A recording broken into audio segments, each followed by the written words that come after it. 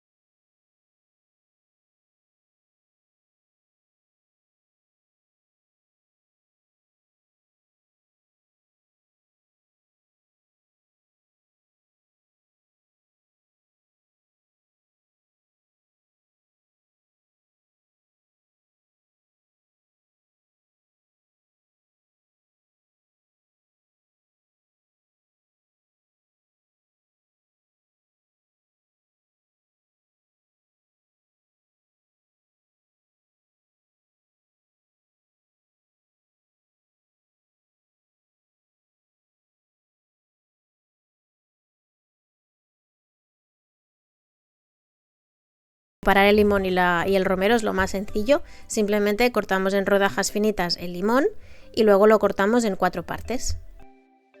El limón, obviamente, lavarlo bien y secarlo bien, que quede una piel bien limpia porque la vamos a utilizar también, y le agregamos también el romero.